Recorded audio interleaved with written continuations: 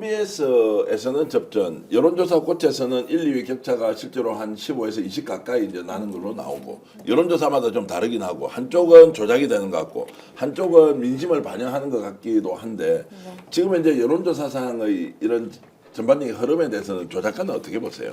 분명히 뭐 결집의 흐름은 분명히 있지요. 네.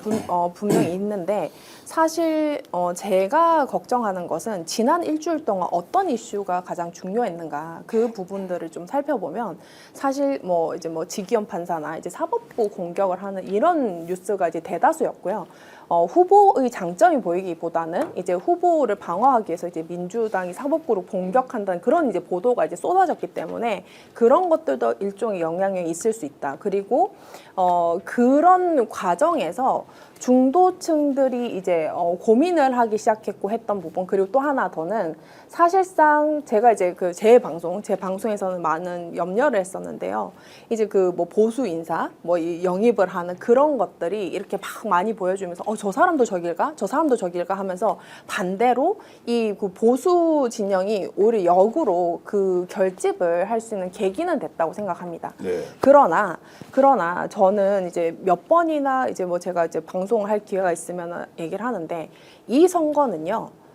비극으로부터 시작한 겁니다. 44년 만에 쿠데타로 인해서 이제 시작을 했던 선거고, 윤석열이 총을 겨누어서 이제 그 기자와 우리 그 정치인들을 죽이려고 했던 그런 사건으로 말미암아서 이제 발생했던 이 보궐선거이기 때문에 사실 이거는 윤석열의 얼굴로 이 선거를 치러야 돼요. 근데 의도적으로 이제 그 민주당이나 여기서는 자신이 있으니까는 이제 긍정적인 부분만 이제 좀 희망차게 요소를 한 것 같습니다. 그래서 사실 많은 것들이 희석됐고 윤석열은 탈당하고 영화 보고 박수치고 파한대소를 하고 그 계엄 선포하는 장면에서 박수치고 웃었어요.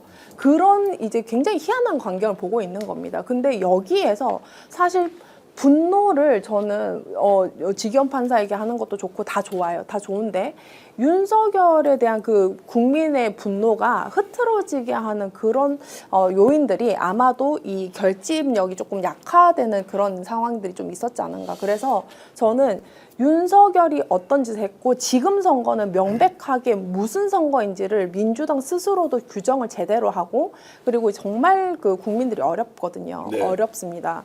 춤출 기분 아닙니다. 그렇기 때문에 그런 부분들을 좀 비장한 각오로 좀 했으면 좋겠다. 자, 지금 이제 춤 이야기는 어제부터 나오기 시작해서 여론조사상으로 압도적 표차로 계속 이제 도망을 가고 있으면 별 관계가 없는데, 자, 춤추는 이야기가 지금 이게 선거 운동으로 맞느냐, 축제이긴 하지만 이게 어디로부터 출발한 그러면 국민축제가 돼야 하느냐라는 게 이야기가 나와서 일단 이 부분 좀 생각을 해주시고, 우리 오영택 부위원장님이 이제 지금 해남에 계시다가 뭐 며칠 전에 서울 올라와서 이렇게 저렇게 보는데, 호남에는 이재명 후보에 대해서 압도적 지지를 해야 한다, 우리가 이번에 더 나서야 된다고 하지만, 이제 어저께 사실은 호남 출신들이 많이 살고 있는 지역에서 식당에 가서 사람들하고 얘기를 좀 해보니까 분위기가 좀 그런 것이 아니라고 하셨는데 그 설명 좀 해주시죠. 네.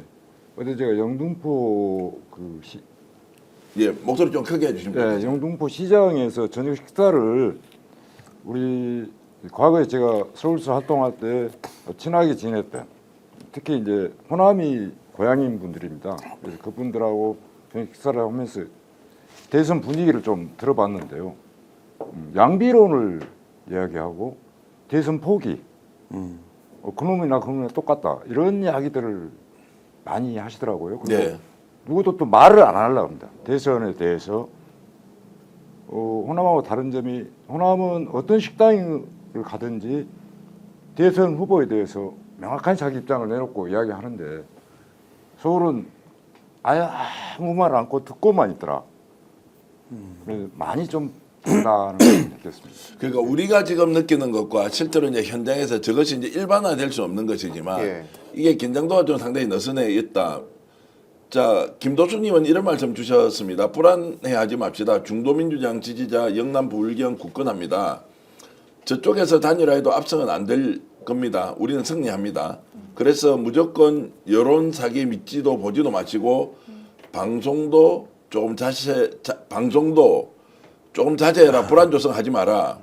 오히려 건대 전자 시스템 조작이 큰 걱정이 대비하죠. 이제 선거 조작을 할 수 있다라는 우려가 이상하게도 이제 민주당 쪽을 지지하는 사람 쪽에서 나와서 이것도 좀 특이한 현상이고 예. 사전투표가 또 어떻게 되느냐 뭐 이런 부분도 좀 특이한데 셀리리아님께서는 나도 춤이 거슬리더니 생각은 다 똑같네 이렇게 이제 하고 있어서 예, 예. 지금 뭔가 남아 있는 열흘 11일 동안은 방향을 좀 바꿔야 되는 거 아니냐 이게 긴장도 좀 느슨해지는 면이 있기도 하고 단일화가 저게 끝인지 시작인지도 모르겠는데 이걸 완전 무시하기도 어렵고 예, 이제 제 생각에는 지금 이제 여론의 추세라는 것은 일단 여론조사가 뭐 조작이다 아니다 이런 걸 떠나서 이런 조사가 나왔다는 것만으로도 선거판에 영향이 있는 건 맞습니다. 이걸 부인하고 가면 안 되기 때문에 네. 민주당 입장에서는 지금 뭐 역전 추세다, 뭐 갖다 붙었다, 뭐 접전으로 가고 있다 이런 것에 대해서 평가절하하면 안 돼요. 네. 왜냐하면 이 여론조사가 만약에 가짜라고 하더라도 지금 투표에 안 나오려고 했던 많은 보수 성향을 가진 사람 중에 나는 정치 심을나서 이제 투표 안 할래라고 했던 사람들이 그래도 될 만하면 내가 그래도 나가야겠구나라고 영향을 받을 수 있거든요.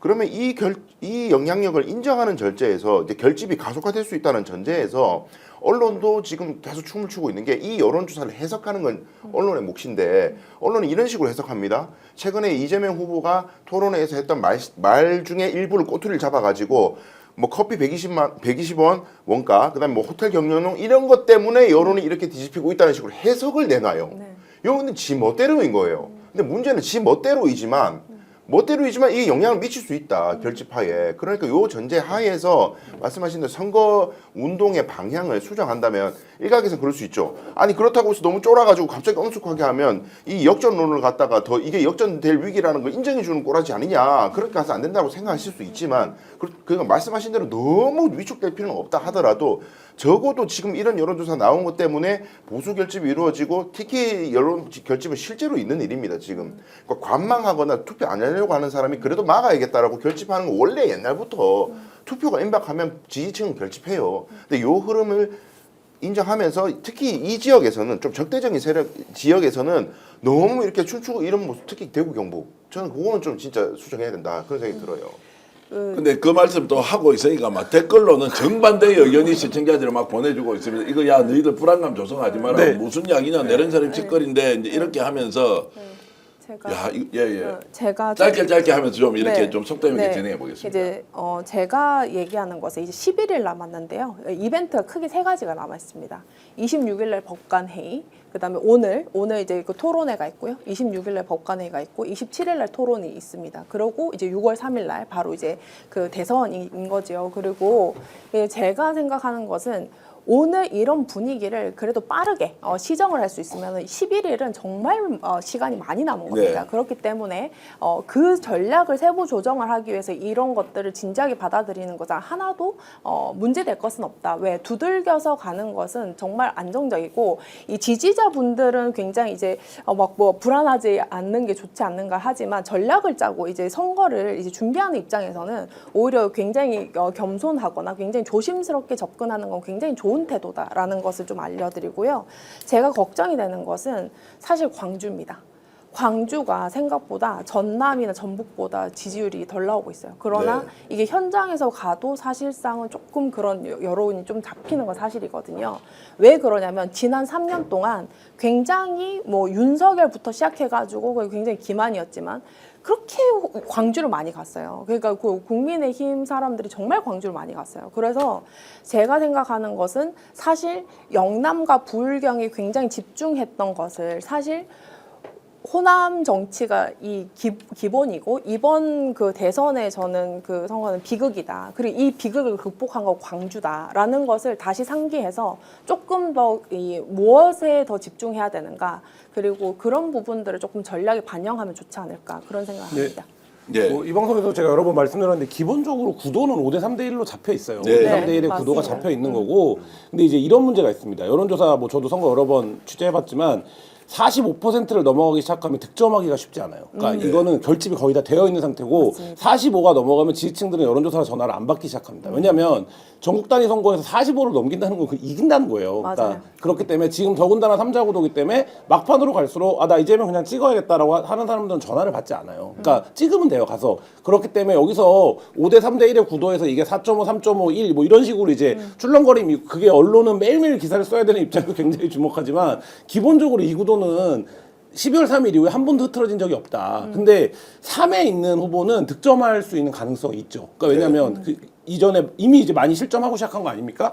뭐 그런 지금 것들이 겹쳐져 있는 것 같고, 그래서 민주당 입장에서 중요한 거는 실점하지 않는 건데 이번 주의 흐름만 놓고 보면 뭐 120원 커피 120원이라든지 뭐 호텔 경제학이라든지 뭐 지금 춤도 그런 문제일 거고, 그 사람들이 보기에는 야, 저 몇 개 사법부만 공격하고 있냐, 뭐 이런 인상들 중도가 가질 수 있거든요. 그러니까 이런 것들이 실점 요인이 되는 거고, 그러면 이걸 어떻게 관리할 거냐, 뭐 그게 나쁘다 이런 의미로 제가 드리는 말씀이 아니라, 선거는 어쨌든 다 우리 편만 투표를 하는 건 아니기 때문에 네. 그런 측면에서의 어떤 관리, 실점을 하지 않는 관리, 이런 게 좀 필요해 보인다. 자, 지금 이제 관리라고 하는 것은 그 미세한 관리가 결국 1%, 2% 왔다 갔다 하는 걸로 보면 되는 거 아닙니까? 그렇죠. 그러니까 이게 5%, 10% 왔다 갔다 하지 할 수 않아요. 있는. 예, 5대 3대 1의 구도는 네. 변하지 않는다고 생각합니다. 그리고 이제 2주 전에 이미 대선 2주 전에 역대 어떤 중요한 선거에 2주 전에 유권자가 결심했던 내용, 투표장에 간다면 가고 갈지 말지 모른다면 여전히 모르고, 그리고 누구를 찍겠다고 결정했으면 이건 안 바뀌고 라는 것이 일종의 교과서처럼 되어 있거든요. 그러니까 그 구도를 설명하는 게 어제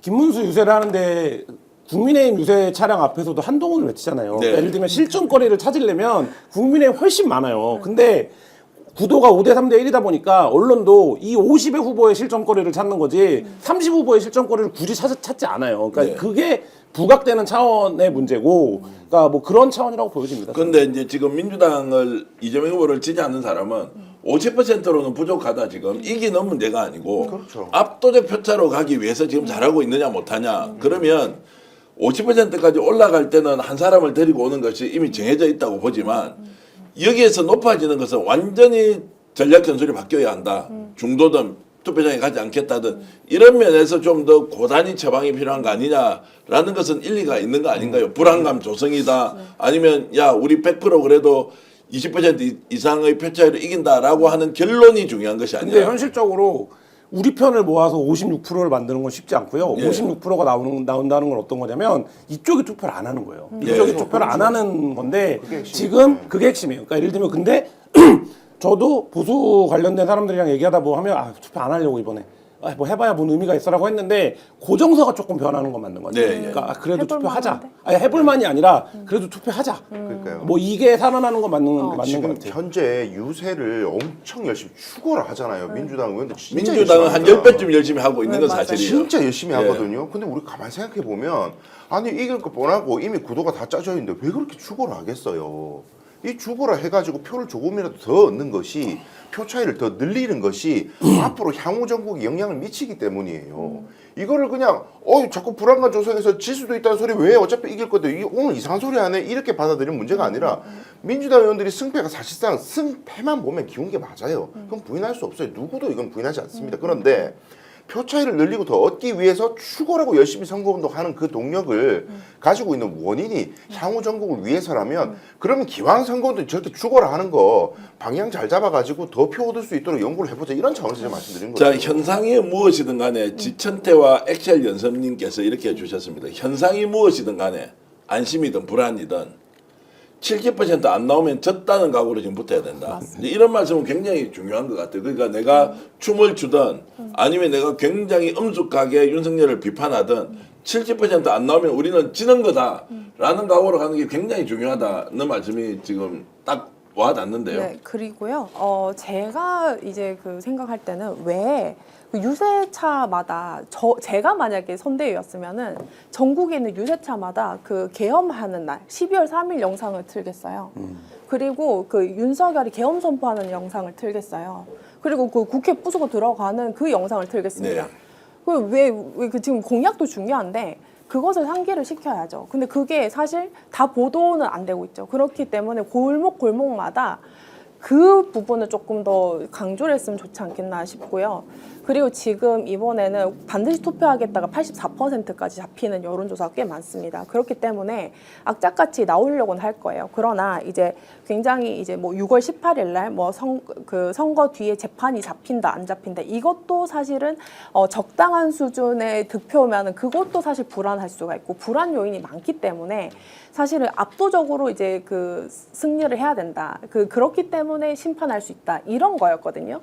그러나 저는 지금 상태에서 이재명 후보가 가장 선거 전략을 잘 알고 있는 것 같아요. 왜냐하면 2, 3일 전부터 그 후보가 어떻게 워딩을 바꿨냐면 그 전에는 겸손하자라고 했는데 이제는 압도적 승리가 아니다, 압도적 심판의 시기다라고 해서 다시 심판을 그 선거 중간에 가지고 오려고 노력을 하고 있거든요. 네. 후보가 그런 전략을 취하고 있다고 하면 선대위는 바로 거기에 맞게끔 해서 전국의 모든 유세차에 지난 12월 3일부터 그 4월 4일까지 어떤 일이 있었는지. 그리고 지금 내란 속에 탈옥해서 어떤 것이 있는지 우리가 자기가 하고 싶은 말 말고 우리가 객관적으로 처해 있는 우리가 만약에 정권 압도적으로 교체하지 못하면 어떤 상황이 또 닥칠 수 있는지를 계속 상기시켜야 된다고 봅니다. 네. 자, 지금 불안을 조장하지 마라. 53대 30이다. 양성수님 말씀대로 그 격차가 더 벌어지면 좋겠습니다. 그리고 김영진님은 오히려 지금 조성은 작가 말이 많습니다. 계엄날 맞습니다. 계엄날 영상을 보여줘야 합니다. 이렇게 하고 있고요. 야, 참 복잡하네요. 여러분들 어떻습니까? 지금 대선 이제 열흘 정도 앞두고 어떤 방식으로 운동을 해야 될지 우리보다는 민주당과 이재명 후보가 가장 크게 고민하고 있지 않겠습니까? 이것도 맞고 저것도 맞는데 그러나 민심이 바뀌겠습니까? 지난 강서구청장 보궐선거에서 초접전 상황이다라고 했지만 마지막에 그때 17%포인트 격차가 날 줄 아무도 몰랐습니다. 한 10% 전후는 왔다 갔다 했겠죠. 자, 그런데 이번 대선은 훨씬 더 많은 격차가 있을 것이다. 이렇게 하면은 저거 지금 오히려 느슨하게 아니한 생각한다고 욕을 엄청 바가지로 하고 야, 이거 초박빙 상태니까 긴장합시다 이러면 불안감 조성하지 말라고 하고 그러면 거기에서 적당한 그 중용의 위치는 무엇인지 여러분도 한번 생각을 해 주시면 고맙겠습니다. 오늘 방송 어떠셨습니까? 마음에 들었다면 구독, 좋아요로 스픽스를 응원해 주십시오. 여러분들의 구독, 좋아요는 가장 큰 힘이 됩니다. 스픽 구독, 좋아요.